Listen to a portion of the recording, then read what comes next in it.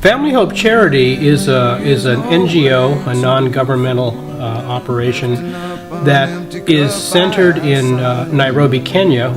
But beyond Nairobi, which is a bustling metropolis and capital of the country, within 15 kilometers of the place are some of the worst slums on the planet. We work mostly in a slum called Korogocho in eastern Nairobi, northeastern part of the city. Nairobi has about 40 different slums, and Korogocho is, I think, the fourth largest. It has about 200,000 people in the size of a good-sized golf course. Don't come closer or I'll have to go. Holding me like gravity are places that pull. If ever there was someone to keep me at home, it would be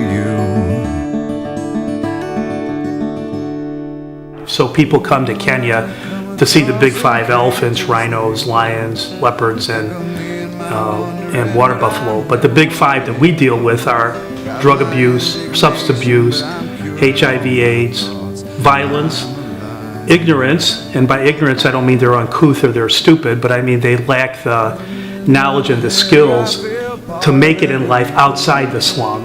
And then chronic poverty.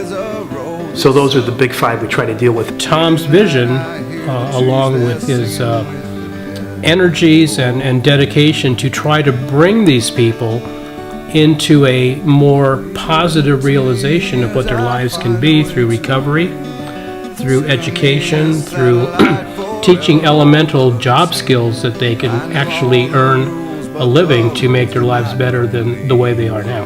He believes the people there deserve better, and they deserve to know they deserve better. And that's been something that's inspired me ever since I found out about Family Hope Charity.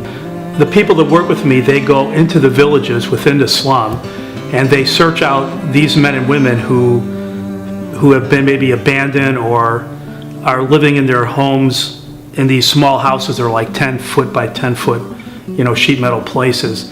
And we purposely go and look for those who have problems with drugs and alcohol and most of the time they'll have some other complementary condition. It's very rare that it's just alcohol or drugs. And in the course of dealing with these adults who were drunks or drug addicts, the children would come to the people that work with me and ask if they could talk about their problems too. So we started an after-school program. So we have 30 kids, 3 days a week, 3rd grade and 4th grade. And again, all of them have been subjected to acts of violence. Many times they're chased away from home. Very often they rarely eat more than 1 meal a day, if that. So what we try to do with them is improve their English skills, because we want to get them in a good secondary school. And we try to begin to help them understand that they're not alone, and that they don't have to be silent or hide these things that are going on in their life. It's been a very successful program, and this coming year we are actually going to expand one more grade and take children from the 5th grade. In addition to the tutoring and the coping skills, we also give them one good meal while they're with us, which many times is the only meal they have, and certainly the only nutritional meal that they have. And then the third program we have is we run 2 free medical clinics every year in conjunction with 2 schools from the States here. And that allows us to offer free medical care to the average anywhere from 1,800 to 3,000 people in 3 or 4 of the slums in the area around Nairobi. That's been a good thing. Chamberlain College of Nursing and then Ross University Medical School. It's amazing and it's awe-inspiring to me to even wonder about how much more Family Hope Charity can achieve if more people knew about it, more people got involved in it and invested in it. Practically speaking, what organizations like me need all the time is we need connections to people who can help us, expertise. There's a lot of things I don't know how to do, or there's a lot of things I'd like to learn how to do better, and same with my staff, my team back in Nairobi, and money, of course.